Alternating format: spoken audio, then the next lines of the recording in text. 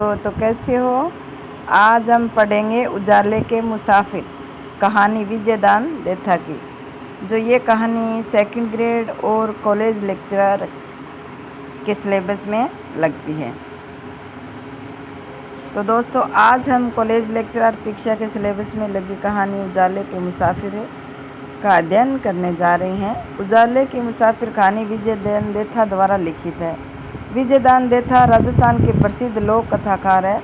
आज हम उजाले के मुसाफिर कहानी का संक्षिप्त परिचय यहाँ देंगे।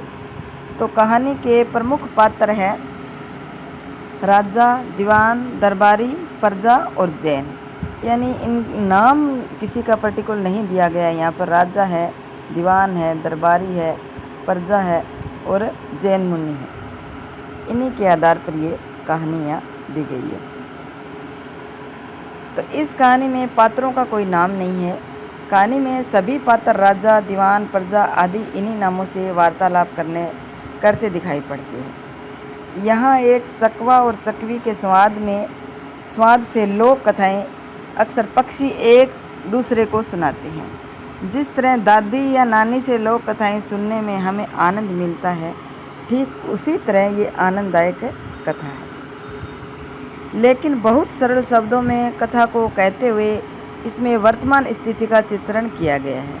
कहीं ना कहीं जो हमारी भारतीय व्यवस्था में गड़बड़ी है, जो प्रशासनिक व्यवस्था में खामियां हैं, अर्थात सामंतवादी सोच कहीं ना कहीं हमें इस कहानी में देखने को मिलेगी। तो उजाले के मुसाफिर विजयदान देथा द्वारा रचित कहानी है। तो इस कहानी का प्रारंभ इस प्रकार होता है कि चकवा अपनी चकवी को लंबी रात्रि काटने के लिए एक राजा की कहानी सुनाता है। एक बार उस राजा के दरबार में एक जैन मुनि तीर्थंकर जी आते हैं और राजा के दरबार में प्रतिदिन खूब प्रवचन, सत्संग तथा सारे कार्य होते हैं। लेकिन इतने अच्छे और दिखावे वाले कार्य होते रहने के बाद भी राजा बिल्कुल मूर्ख है। राजा को सही बात समझ में ही नहीं आती है। और जैन मुनि का जब आगमन होता है तो यह तीर्थंकर जी उस राजा के घर में खाना ग्रहण नहीं करते।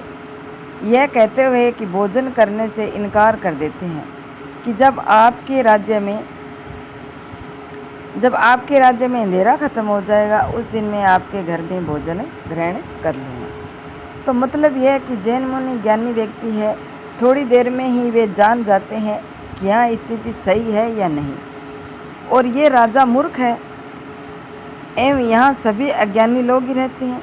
लेकिन राजा वास्तविक मर्म को न समझते हुए उस अंधेरे को दूर करने के कई सारे भारी उपाय बताते हैं। इस कहानी में उजाला ज्ञान का प्रतीक है और जैन मुनि जिस अंधकार को मिटाने की बात कहते हैं वह अंधकार ज्ञान रूपी अंधेरा है। यह अंधेरा अज्ञानता का प्रतीक है।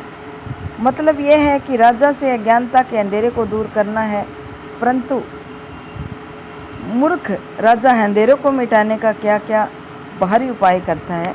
ये सभी उपाय राजा द्वारा अंधेरे को मिटाने के लिए किए जाने वाले बाहरी प्रयासों को हम कहानी के माध्यम से जानेंगे। तो पहला कार्य है कि राजा उस अंधेरे को मिटाने के लिए अंधेरों को उलझने का कार्य करता है। उलटने का यानी उलझने का, बाहर फेंकने का कार्य करवाते हैं। दीवान और प्रजा रात्रि के समय बाल्टी भर के अंधेरे को उलझने का कार्य करते हैं।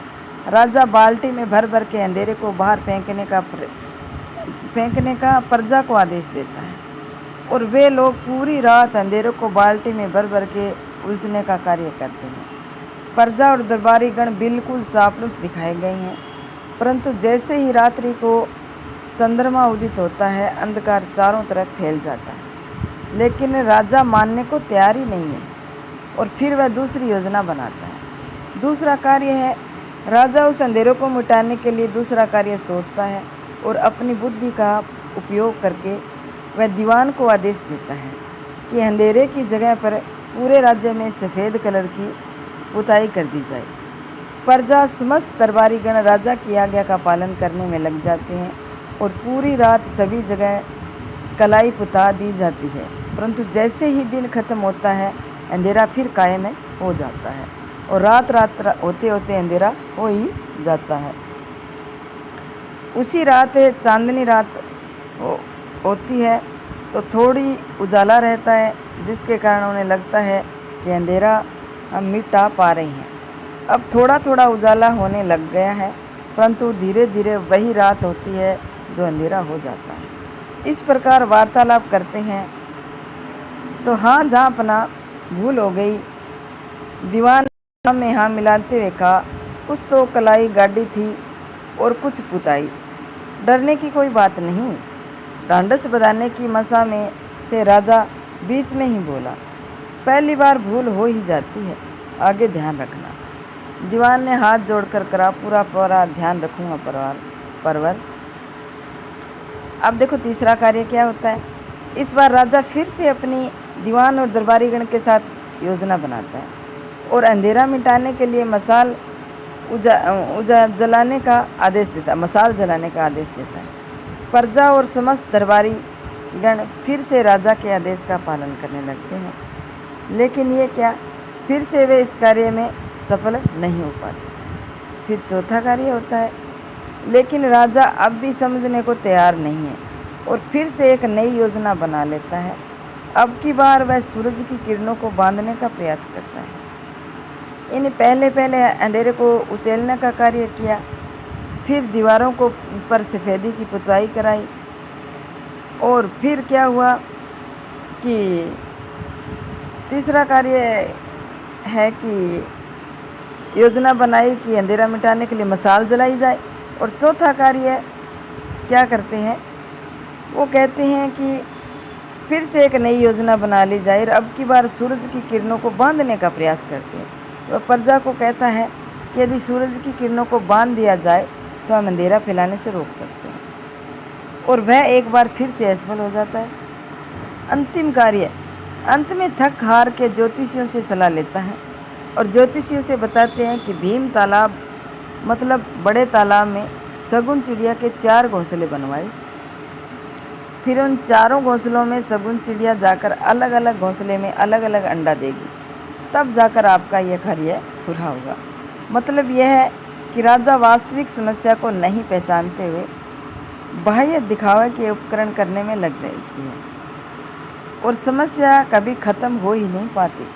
उसके राज्य में अंधेरा कभी खत्म ही नहीं हो पाता है, क्योंकि अंधेरे से तात्पर्य है अज्ञानता, और राजा को इसी अज्ञानता के अंधकार को मिटाना था। लेकिन वह मूर्ख राजा कभी समझ ही नहीं पाया और वह इस अज्ञानता को समाप्त करने के लिए भारी उपाय में ही लगा रहा। यानी कहानी की वर्तमान प्रासंगिकता, वर्तमान समय में कहानी की प्रासंगिकता यदि हम देखें तो शासन व्यवस्था है, वह केवल बाहरी भौतिक उपक्रम में लगी है। जहाँ से प्रजा का वास्तविक कष्ट दूर होगा, वहाँ से वास्तव में भारत देश की उन्नति होगी, हमारे समाज की उन्नति होगी। उन कुरीतियों और उन गलत नियमों का विरोध करने के से उन्हें दूर करने में समय लग रहा है, बल्कि समय लग रहा है उन बाहरी क्रियाकलापों में जिनसे कुछ होने वाला ही नहीं। तो देखा आपने किस प्रकार दरबारी एक राजा की चापलूसी करते हैं और उसकी बातों को मानते हैं, और किस प्रकार बेचारी प्रजा उन बातों को मानने से के लिए बाध्य है। उनका सबका चित्रण इस कहानी में देखने को मिलता है। यानी बड़ी रोचक कहानी है। अज्ञान ही राजा है और अज्ञान ही प्रजा है, और सब अंधेरों को उछलने में लगे हैं, कभी उनकी पुताई करते हैं और कभी कुछ करते हैं। तो ये बड़ी रोचक कहानी है जो 2nd ग्रेड पाठ्यक्रम में भी लगती है।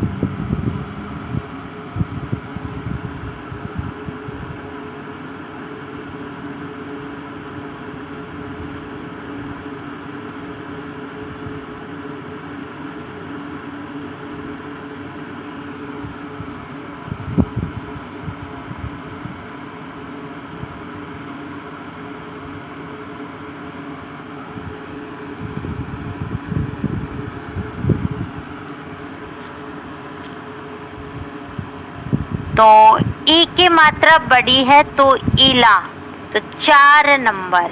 ठीक है, तो रस में ईला शब्द बना रसीला। हाँ, रसीला फल भी आ सकता है। चलिए आगे की बात करते हैं। निम्नलिखित में से किसमें अशुद्ध शब्द है? रसगुल्ला। हाँ लोकेश, वहां पर तो ऑप्शन ये नहीं थे ना, तो कुछ जगह हमने चेंज कर लिए ऑप्शंस, क्योंकि उस समय मैंने देखा नहीं था, उसके बाद ऐप में भी अपडेट हो गया था। ए और सी, अब सब लगभग बच्चे कह रहे हैं ए। बिल्कुल, अगर बात करें अंतर ध्यान नहीं होता, अंतर्धान होता है। अंतः धन धान उसके अंतर्गत टुकड़ा। निरोग शुद्ध है, निधन रोग। बहिसृष्टि बहिधन सृष्टि बाह्य सृष्टि। मुमुर्षु, मुमुर्षु का अर्थ क्या होता है? मोक्ष की इच्छा या मृत्यु की इच्छा। मुमुर्षु में सेकंड में उ की मात्रा क्या आएगी? बड़ी आएगी। तो बताइए भाई मुमुर्षु का मीनिंग क्या होता है? जी मनीषा, 4 बजे टेस्ट तो खुला होना चाहिए, क्योंकि इसे 1:30 बजे तो मैंने अपडेट करवा दिया था। टेक्निकल इशू हो या नेटवर्क इशू हो तो मैं कह नहीं सकती। शादी वाला ऐड आ गया, माय गॉड। पढ़ाई के बीच में और शादी वाला ऐड, ये तो बहुत गलत है, पूरा ही भटकाने का काम हो रहा है। खुला नहीं ऐप में टेस्ट, मेरे पास शायद ऐसा कोई आया नहीं मैसेज, नहीं तो मैं बिल्कुल एक बार देखती। लेकिन कुछ बच्चे तो कह रहे हैं ना ऐप के अंदर आंसर अलग था, फिर उन्हें कैसे पता? हाँ, ये बहुत गलत है ना, मन भटकाने का काम नहीं होना चाहिए। मोक्ष की इच्छा नहीं होगा, वो होगा मुमुक्षा, ये होगा मरने की इच्छा। मुमुक्षा जो शब्द आता है ना, मुमुक्षा में क्षत्रिय वाला शय है, मुमुक्षा होता है मोक्ष की इच्छा। मुमूर्ष है वैसे ये शब्द, वैसे शब्द ये होना चाहिए था मुमूर्षा ना, अब कर देती हूँ इसे। और मुमूर्षा का जो अर्थ आएगा वो आएगा इसके अंतर्गत मोक्ष की इच्छा की बजाय मरने की इच्छा वाला, ये बहुत ही गलत है।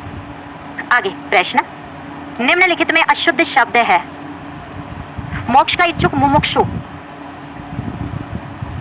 हेलो अमर, यथार्थ का कल्पित तो नहीं, कल्पना आप कर सकते हो, आदर्श भी कर सकते हो। हालांकि मैं बोलना तो नहीं चाह रही थी, पर अब आपका आया है तो अदरवाइज तृप्ति पूछ रही है। हाँ, यथार्थ का काल्पनिक या आदर्श हो सकता है, ऑप्शंस पर डिपेंड है। एक शब्द के एक से अधिक विलोम हो सकते हैं। हेलो शिवम, आप आंसर दे रहे हैं ए। ओके, मन गढ़ंत आएगा, वेरी गुड। गढ़ंत नहीं गढ़ंत, मन गढ़ंत, मन से गढ़ा हुआ। ठीक है, तो आंसर तो ये है। चिड़चिड़ा सही है। किम धन वदंती, शुभ धन इच्छु, शुभेच्छु, गुण संधि। ओके, खे खाना मुहावरे का अर्थ है। बीपीएससी एग्जाम के लिए बिल्कुल व्याकरण वहां है, तो बिल्कुल हेल्पफुल है। मैं ठीक हूं आपकी दुआ से। ऐसा तो नहीं होना चाहिए, एक बार ऐप को अपडेट कर लो, नए रूप के अंतर्गत है ना। और ऑलरेडी उसके जो सॉल्यूशन है वो भी अभी हो ही रहे हैं। सी ये कौन है? प्यारे लाल जी। फिर भी हो तो एक बार मेरे पास मैसेज करना, बट न्यू है सीरीज तो। रीड प्री के लिए बिल्कुल दौड़ रही है क्लास ये। बुरी दशा में रहना, सी। समीरा कुछ नहीं हुआ है, बता देना। सी बिल्कुल, बुरी दशा में रहना। हे खाना, बुरी दशा में रहना। इनमें क्रिया विशेषण से बनी भाववाचक संज्ञा कौन सी है? बहुत सोच समझ के जवाब दीजिएगा। छठा प्रश्न, वीडियो शेयर कर दीजिएगा, चैनल सब्सक्राइब भी कर दीजिएगा। फटाफट सोच।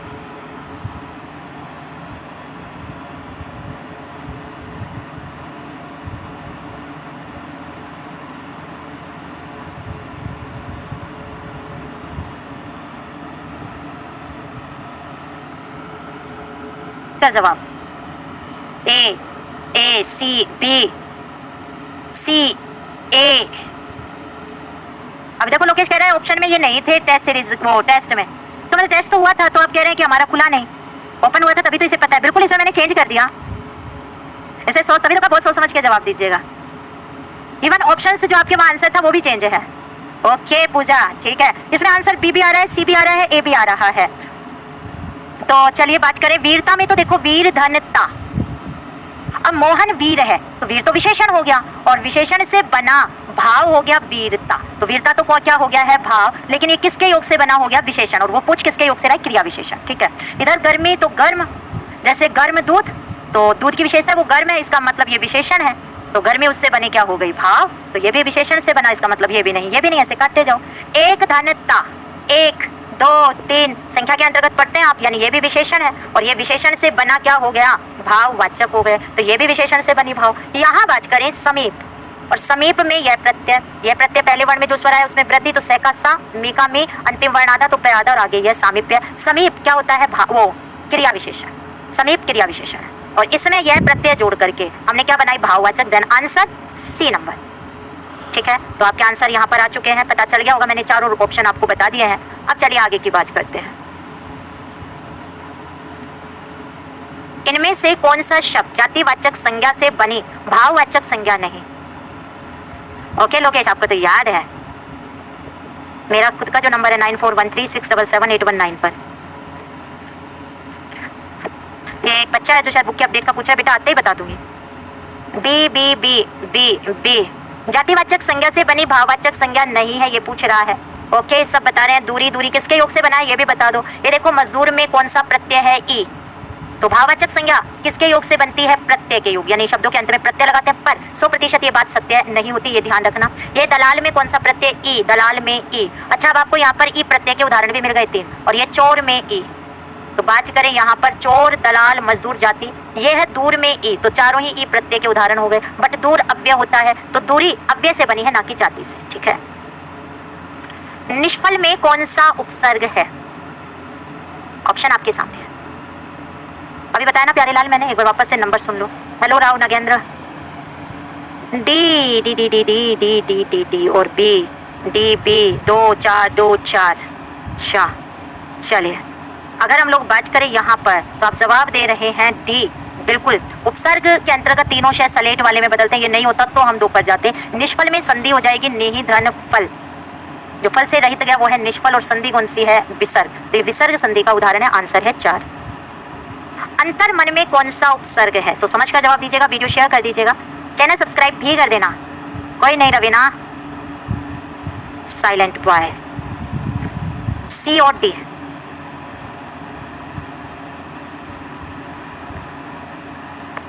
D D C D C D.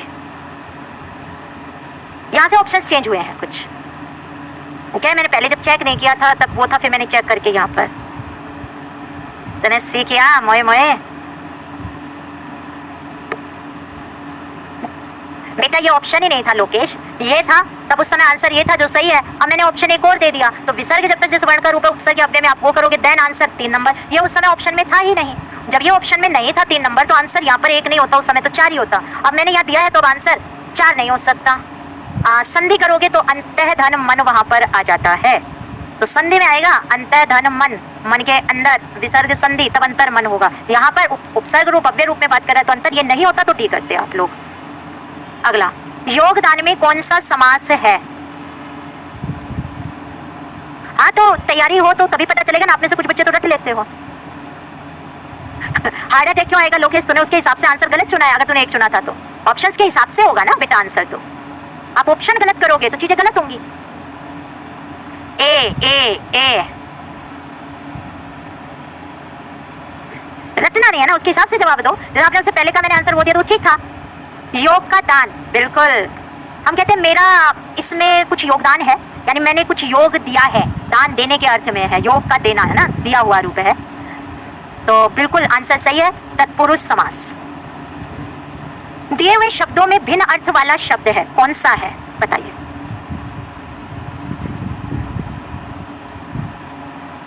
हाँ, अच्छा सहयोग आप कह सकते हैं। ओके, इम्तिहान क्वीन पुरानी स्टूडेंट हैं, स्वागत है। आप जवाब दे रहे हैं B A B. Very good Kiran, बिल्कुल। दिन दिवस बासर सब यहीं पर है, दिन दिवस बासर। ये कह रहा है उषा, प्रातःकाल के लिए, प्रभात भी वही, सवेरा भी वही, तो इसका मतलब ये 3 तो सेम है। दिन तो पूरा दिन हो गया ना कि केवल सुबह के लिए, इसका मतलब इसका पर्याय, इसका अर्थ अलग है, बाकी तीनों अलग से है। रामकेश, आपको मुझे जहाँ तक ध्यान है 4 तारीख तक का बोला हुआ है, 5 से क्लास हो जाएगी शुरू। मैं भी बहुत सोच रही हूँ क्लास कब आएगी। आडंबर का समानार्थी शब्द है। हाँ, बाकी तीनों पर्यायवाची थे। उषा का मतलब किरण उषा होता है, जो प्रातःकाल से पहले का जो हल्का हल्का लालिमा से रूप लिए हुए होता है, उसको बोलते हैं उषा। ढोंग अनेकार्थी शब्द तो होता ही है, तब उसका दूसरा अर्थ आ जाता है, बट पहले तो वो नहीं है,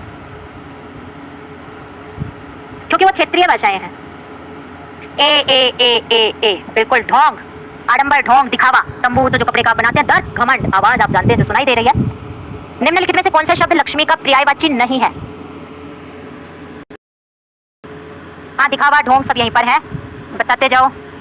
वीडियो शेयर कर दीजिएगा, चैनल सब्सक्राइब भी कर दीजिएगा। ईला, ईला, वेरी गुड। ईला पर्यायवाची किसका? तो कुछ बच्चों ने आंसर भी दे दिया, पृथ्वी। तो बिल्कुल ईला।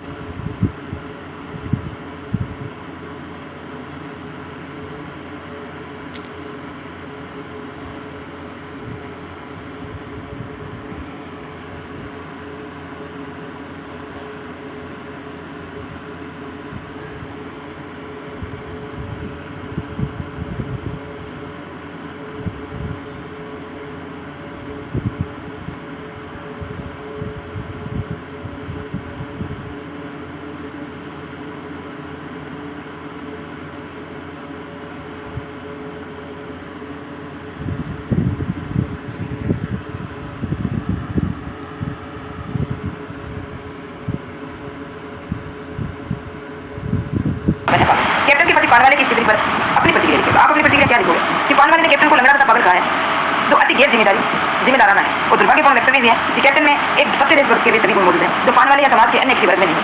वह शारीरिक रूप से भले ही लंगड़ा है पर उसकी मानसिक शक्ति तीव्र है। वह कभी भी नेताजी की मूर्ति बगैर चश्मे के नहीं रहने देता। अच्छा, कैप्टन पान वाले से अधिक है, सिक्किम के विवेक सिंह देशभक्त है। अब ये रचना और अभिव्यक्ति से प्रश्न देखते हैं कि हवलदार साहब हमेशा चौराहे पर रुकते और नेताजी को निहारते, यानी कौन सी इन्हीं वाक्य में पात्रों की कौन सी विशेषता की ओर संकेत करते हैं। तो ये पात्र है, इसमें अलग अलग। यहाँ पर हमें हवलदार साहब की विशेषताओं के बारे में पता चलता है कि नेताजी के रोज बदलते चश्मे को देखने के लिए वे उत्सुक रहते हैं और नेताजी को पहनाए गए चश्मा के माध्यम से कैप्टन की देशभक्ति देखकर खुश होते थे, क्योंकि वे स्वयं देशभक्त थे।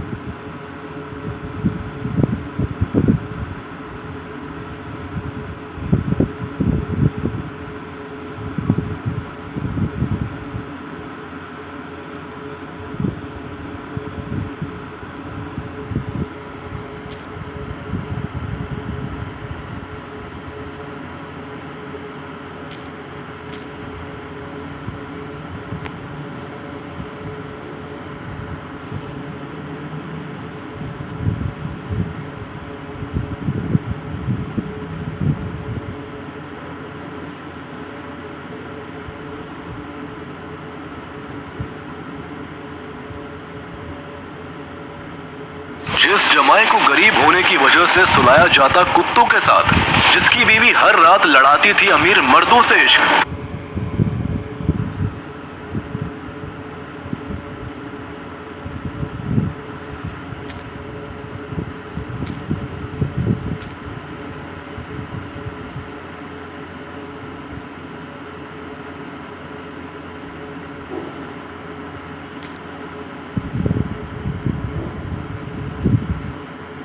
ये मेरे पेट को क्या हो रहा है? मेरा पेट अचानक इतना बड़ा कैसे हो गया? 20 साल की अनिका की कल ही कुणाल डोगरा से शादी हुई थी और शादी के